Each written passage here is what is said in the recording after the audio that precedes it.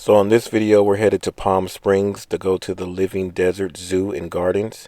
This was our first time at this zoo. Honestly, it was great. I think it's underrated and not talked about enough.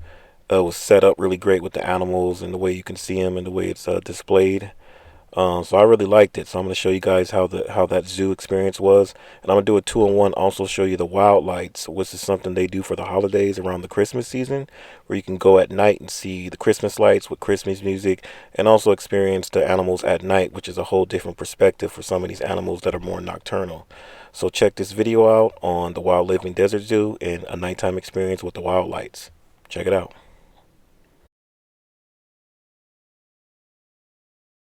So I'll start off with our visit to the Wild Living Desert Zoo. We came in, first thing we noticed was the Christmas decorations in front, so we took a few pictures. Very, very nice zoo, nice setup. Here's the welcome center. We forgot our son's wagon, so we rented a stroller. Stroller was only $8, so that was a good deal.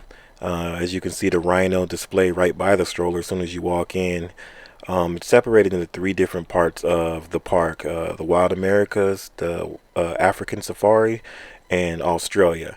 So there's three different locations. Now I thought that the rhino setup was pretty cool.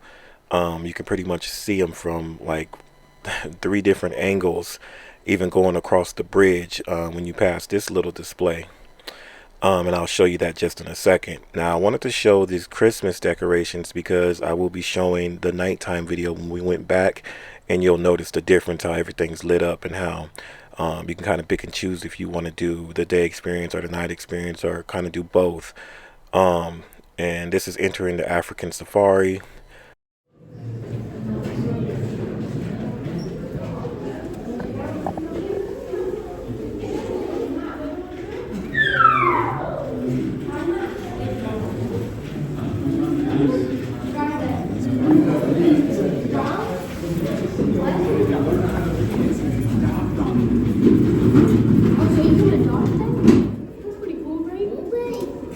You see?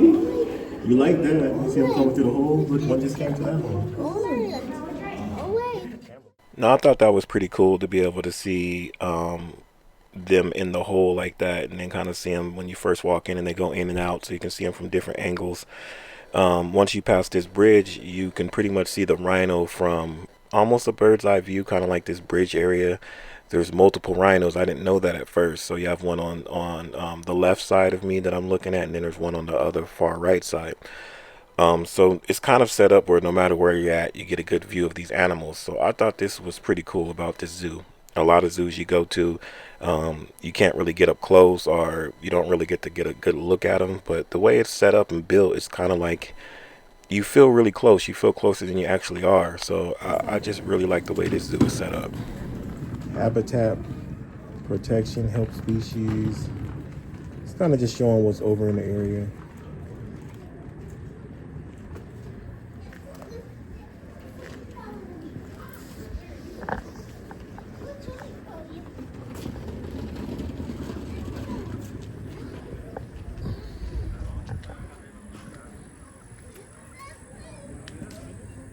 Is that there's another rhino? Where? Over here. Sam, come on. You know you want to get out. Oh, yeah. Look, Papa. That's the one over there we saw when we came in. We saw this one. Is he looking? Now, after looking at the rhinos, we walked around a little bit and we saw this convention station, which was pretty cool. You can watch a film on it.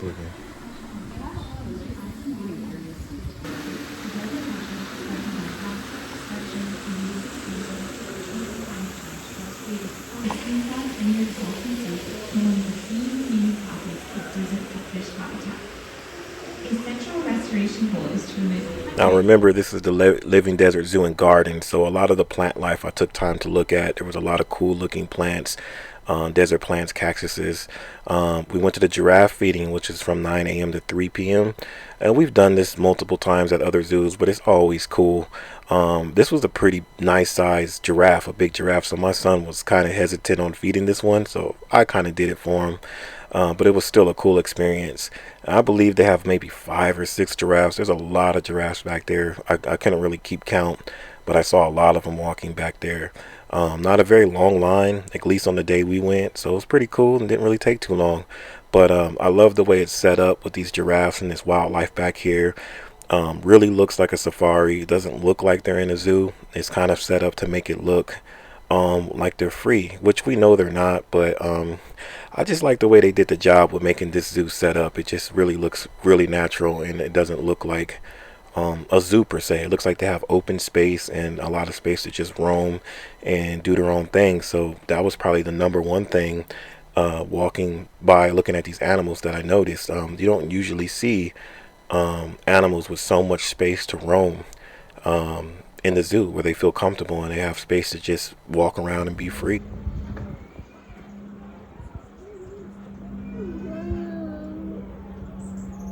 Peaceful for you?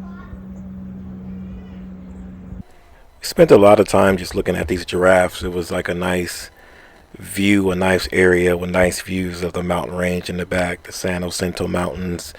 Moving on to the ostriches, which is in the same area, just a little more to the east, to the east a little bit, but they're all in the same range where they can cross path each other and walk by each other. Nice size ostrich. All these animals are extremely big and just look well fed and well taken care of. So I really like that. Moving on, I wanted to show a lot of the Christmas displays, like I said before, just so you can see the difference. It doesn't look like much now, but when we come back at night, you'll notice.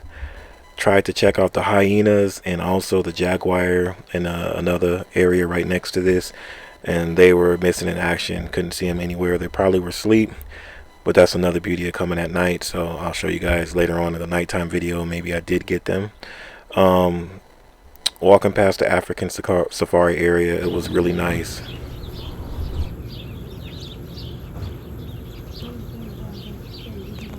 Now this cheetah was really hard to spot. I was looking for a long time and I had to zoom in pretty far to get a good look at him, but I finally got a decent look at him.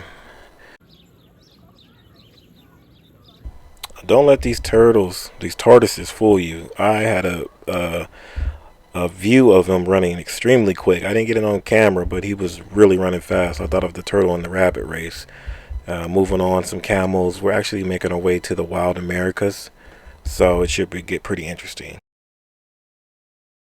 Made our way to the American painted dog, which looks a lot like a hyena, so I feel like we didn't get shortchanged on that, but they weren't really active. They were kind of just sleeping.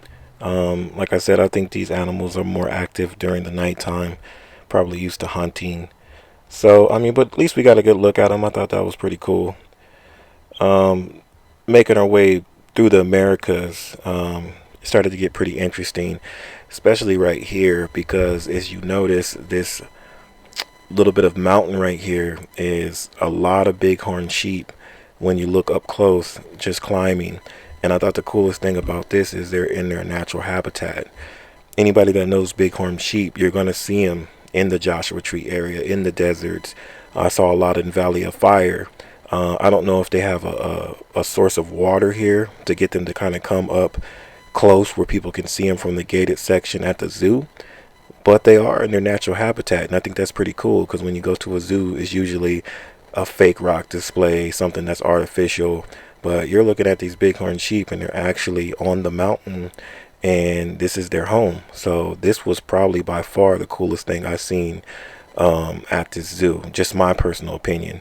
Even though it's gated off like that, you're going back into those mountains, and there's actually a trail that you can hike and walk back there. I don't know how long it was. We couldn't do it with my son, but you can see hiking trails back there. It's actually like a bee cage. It was a lot more that we didn't get to do this time. The merry-go-round, the carousel. It's a lot here. But after that, we made our way into this garden area. It's because it's so wide. Yeah.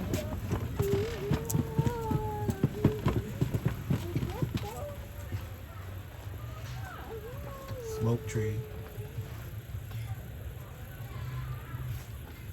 Hello. Hello. Hi.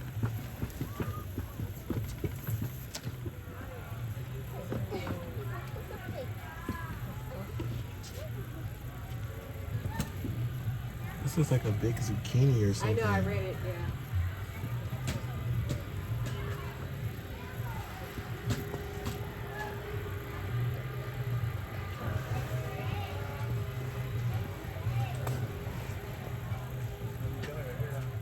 Like I said, if you're into plant life and into that whole thing, it was a lot of different displays, a lot of things to see.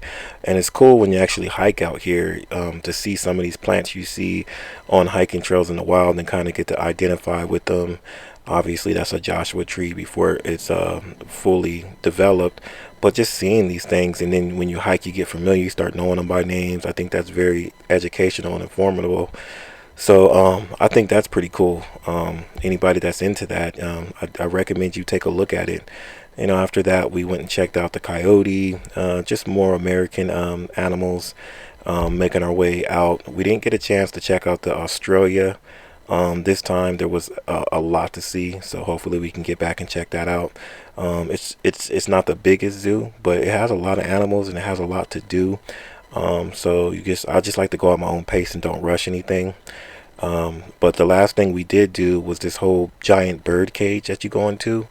You walk through, it's kind of a palm oasis area before you get to the cage. I thought it was nice looking just to look at before you even get to the cage. Making my way into the cage, there was a lot to look at, from owls to vultures. It definitely was a pretty nice setup. So I enjoyed it and I thought it was cool. Fence. Yeah.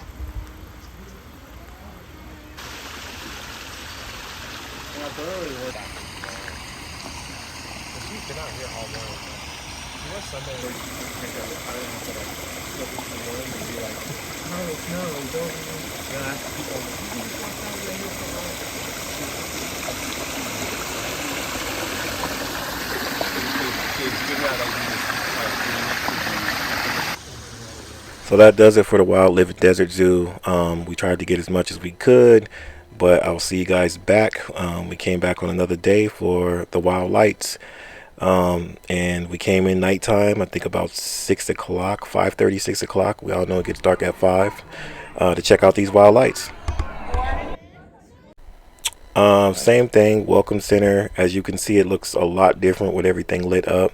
My son was kind of checking out that tree. He remembers it from the first time, but just seeing everything kind of lit up is just completely different.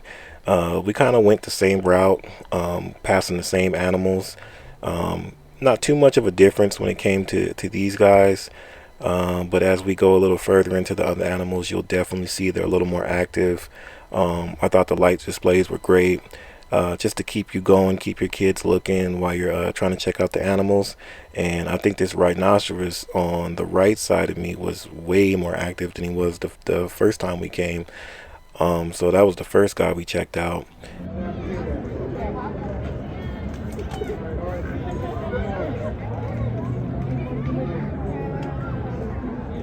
You see him? He moved different at night. No, they were in the dressing room.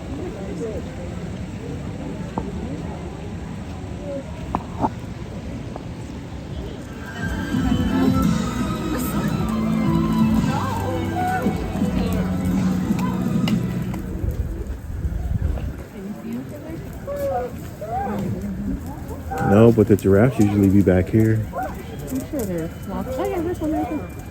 There's a couple of them. Oh yeah.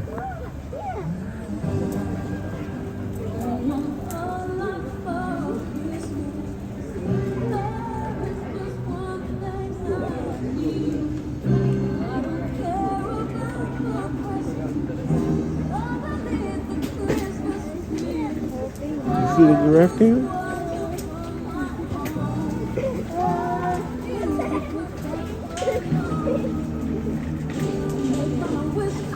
Now, passing giraffes, this is the same area we passed in the first video, and you can see just how lit up it is, how many people are just stopping at the props to take pictures. So I think it's just a good spot to look at lights and take pictures, and also see the animals at the same time. Porcupine was just about as active as he was in the daytime. I don't remember if I saw two of them the first time, but they were pretty active. Making our way back, we were trying to see the jaguar, because actually, I'm sorry, the cheetah. We didn't see him the first time, and this time he was there and he was active, man. So I think that's the beauty in coming at night, being able to see these animals up close. And a lot of these guys like to get up and move at night. They hunt at night, so we got a lot more better views of the animals, not just the lights display, but actually just walking through and seeing the animals at a better time. This is the whole area where they have a few restaurants, places to eat. Everything was lit up nice. I thought it was a good vibe. The daytime was nice too, but if you're looking to see some Christmas lights and looking to get out, this is a cool place to go to, and it's not very expensive. I think this zoo is on the rise and it's underrated right now. Everybody knows San Diego. I went to Santa Barbara. I thought Santa Barbara Zoo was pretty good, but yeah, this Palm Springs Living Desert Zoo is really nice.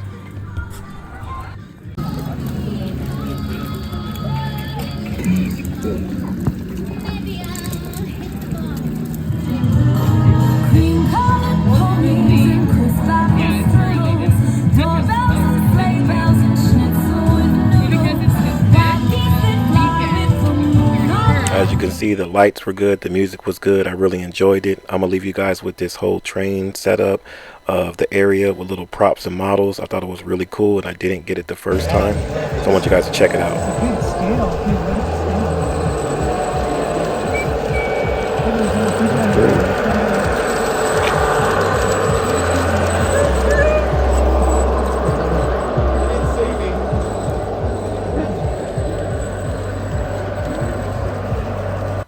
Now, we didn't look at as many animals the second time at night, but we did get to see some of the animals we didn't see in the daytime.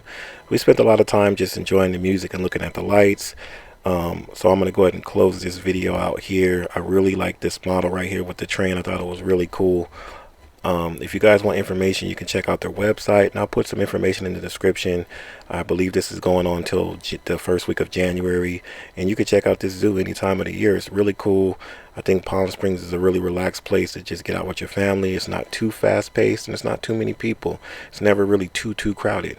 I hope you guys enjoyed this video. Leave in the comments what you guys liked more, the Living Desert Zoo in the daytime or the Wildlights at night. I liked both of them. We all know that the Wildlights is only for the holiday season, so I think you should check it out if you're into that.